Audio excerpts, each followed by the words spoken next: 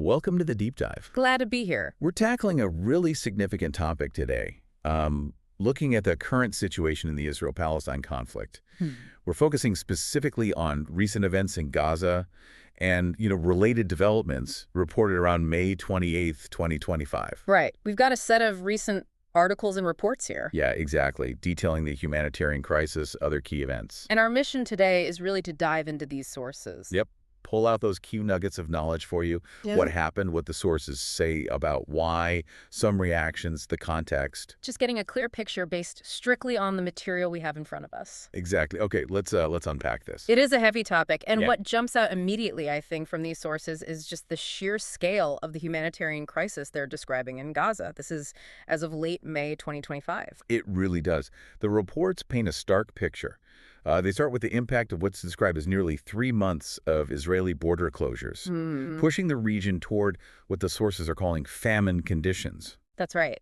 And the numbers reported are, well, they're difficult to comprehend, really. Yeah. These sources state approximately 2.3 million residents are acutely malnourished. 2.3 million. Yeah.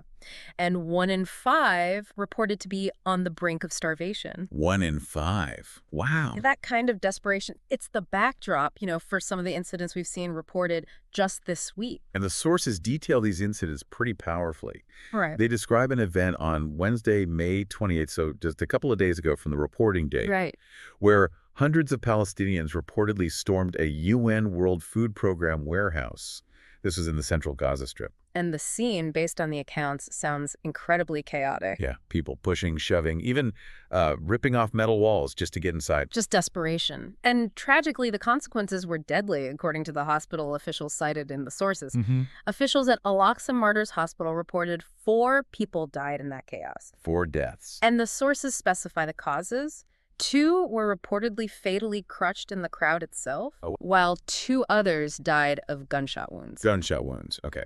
And the reports mention people leaving the warehouse carrying these large bags of flour, the kind you might see, maybe 25 kilograms, about 55 pounds. Right, it gives you a sense of what people were risking everything for. Yeah. Flour. Exactly. And this wasn't, an isolated event within the 48-hour period our sources cover. They also report gunfire the day before, Tuesday, May 27th. Yeah, that was at a new aid distribution site near Rafah. Okay. What happened there according to the sources? Well, according to Gaza's health ministry, cited in these reports, that incident resulted in at least 1 Palestinian killed and 48 others wounded. 48 wounded. And what the Red Cross Field Hospital reported is notable. The 48 wounded all suffered gunshot wounds. All of them? That's what the source says, yes. And that count included women and children. Okay. Now, here's where it gets complicated, right? Yeah. The sources present different perspectives on who fired at that Rafah site. They do. The Israeli military reportedly stated they fired only warning shots, to control the situation. Warning shots. Okay. But separately, the Gaza Humanitarian Foundation, that's the group operating that specific site, they said its military contractors guarding the site did not open fire.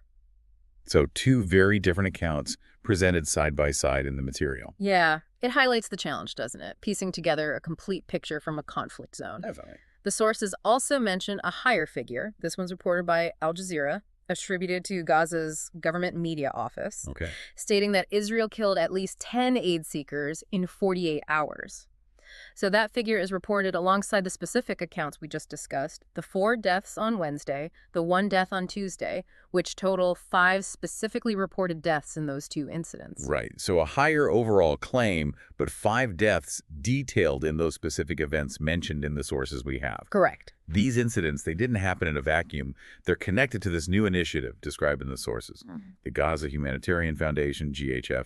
Yes, it's introduced as a U.S.-backed effort. Okay. And according to the reports, the GHF is slated by Israel to take over aid operations. Its distribution hub outside Rafah reportedly opened just on Monday, May 26th. Just before these incidents. Right before. And Israel's stated reason for this new system, according to the sources, is to prevent Hamas from siphoning off supplies. Okay, that's the stated reason. But the sources also point out that Israel has reportedly provided no evidence of systematic diversion. And the reports include claims from UN agencies that they already have mechanisms in place to prevent that anyway. Right. And what's really significant here, looking at the sources, is the level of criticism from the UN and other humanitarian organizations regarding this new GHF system. What are they saying? Well, based on what the sources say, they largely reject it. Reject it outright. Pretty much. They argue it won't be able to feed Gaza's 2.3 million people. Some organizations, as reported, argue it allows Israel to use food to control the population. Control through food. That's the argument reported. They warn of increased risk of friction, which, tragically, we saw reports of. Yeah. They refuse to participate, stating it violates humanitarian principles. Okay. And some also suggest, as reported in the material, that it could potentially be used by Israel to forcibly displace the population by making them move near these hubs or face starvation, which these groups reportedly state would be a violation of international law. Wow. Okay, that's a serious charge reported there. Yeah. And the description of the GHF sites themselves in the sources is also quite striking. It is. Guarded by private contractors, fenced, reportedly resembling military bases with sand berms. Like military bases. That's the description used. And with Israeli forces stationed nearby.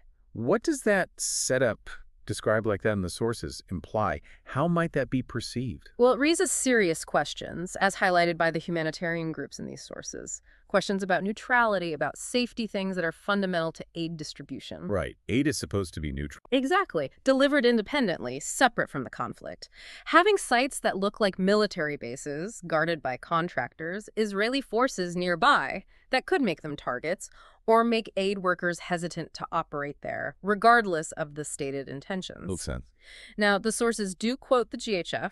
They say they've established 4 hubs, 2 in Rafah, and that around 8 truckloads of aid were distributed Wednesday without incident. So presenting their side. Okay, 8 truckloads distributed without incident, according to GHF. Yep. But how does that compare? Well, it stands in stark contrast to what the sources report was entering Gaza daily during the ceasefire earlier in the year. Which was? About 600 trucks a day. 600 versus 8 reported on Wednesday by GHF. That difference alone really underscores the scale of the current aid shortfall based on the material. Exactly. And connecting this back to you, the listener, these reports aren't just facts and figures. They include voices that speak to the human reality of this situation. Yeah, the sources bring in perspectives from the ground, from the UN. What the sources report from UN envoy Sigrid Kaag is incredibly vivid. What does she say? She reportedly compared the limited aid getting into a lifeboat after the ship has sunk. Wow. A lifeboat after the ship is sunk. Yeah. And relayed that people facing famine have, quote, lost hope, saying, see you in heaven now instead of goodbye. Yeah, that's chilling. It really is. And the World Food Programme's response to that warehouse storming, they directly linked it to the context we discussed. They reportedly stated that humanitarian needs have spiraled out of control because of the long blockade. Right, connecting it back to the closures. And the Palestinian ambassador to the UN, Riyad Mansour, speaking at the UN, he reportedly spoke about child casualties. What figures did he cite? The figures he cited, according to the source, 1,300 killed, 4,000 wounded since the ceasefire ended in March. Children? Since March alone? Yes, and mothers mourning.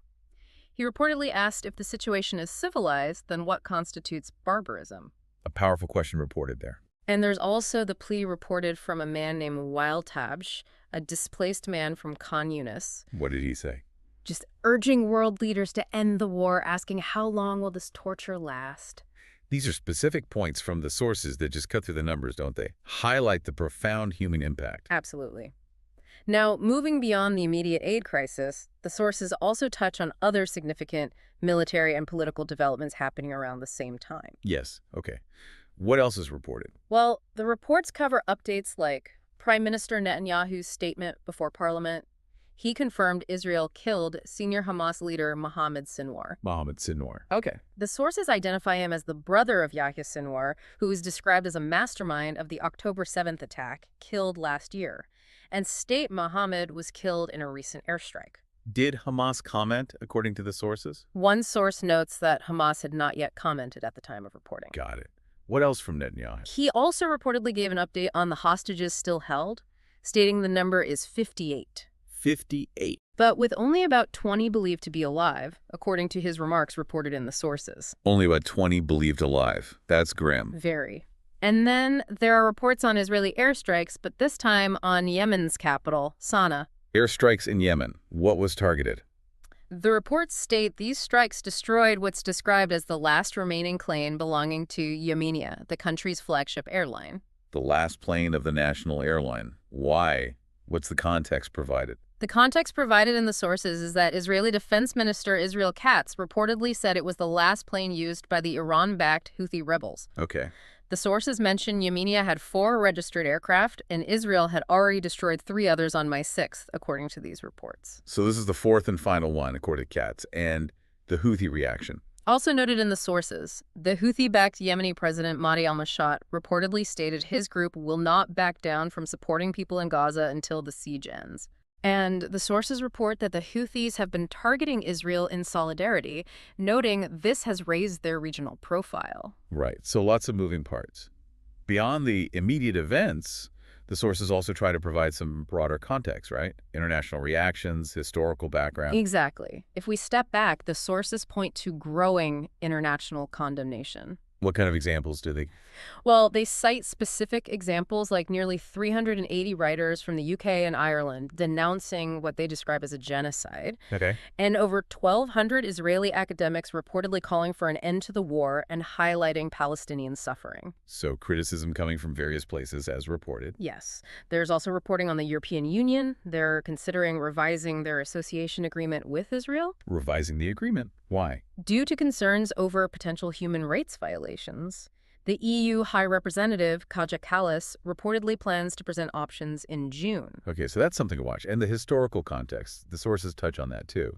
They do, briefly, to help frame all this. They trace the conflict back to the emergence of the Zionist movement, late 19th century, the Balfour Declaration in 1917. Right. They cover the UN partition plan in 1947, noting it was accepted by Jewish leaders, rejected by Arab leaders, which led to the first Arab-Israeli war in 1948 and the reported displacement of over 700,000 Palestinians, Okay. the Nakba. Okay. Oh, The overview continues with the Six-Day War in 1967, Israel capturing territories West Bank, East Jerusalem, Gaza Strip, Sinai, Golan Heights. key territories. Very key. Then they mention the first and second intifadas, 1987-2000, and bring us closer to the present. Hamas taking control of Gaza in 2007 and the start of the Israeli blockade. That blockade being a key point for the current aid crisis. Absolutely, and they bring it right up to the October 7th, 2023 Hamas attack stating 1,200 killed, 251 hostages taken. And Israel's response. Israel's subsequent military campaign. The sources report over 54,000 Palestinian deaths, according to Gaza's health ministry. 54,000. Yeah, noting the majority reported as women and children, and that the ministry doesn't distinguish combatants from civilians in its count. Okay.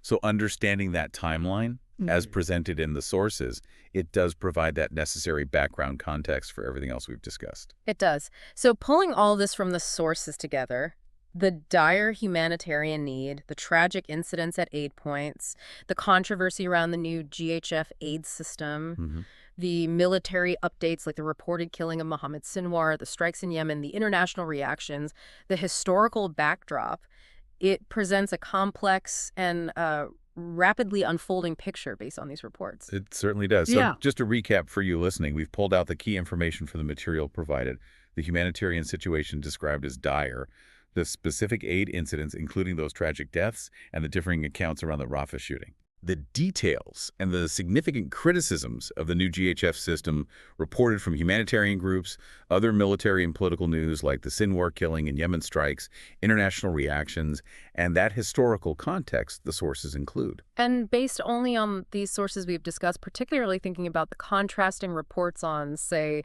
the Rafah aid site shootings and the really strong widespread rejection of the GHF reported from established aid bodies. It really prompts a question, I think. Okay. What do these differing accounts and these rejections, as reported in the source material, tell us about the fundamental challenges of establishing trust and security, the kind you need for effective humanitarian assistance in this specific environment, something highlighted by the source material itself? A lot to consider indeed. Thank you for joining us on this deep dive into the source material.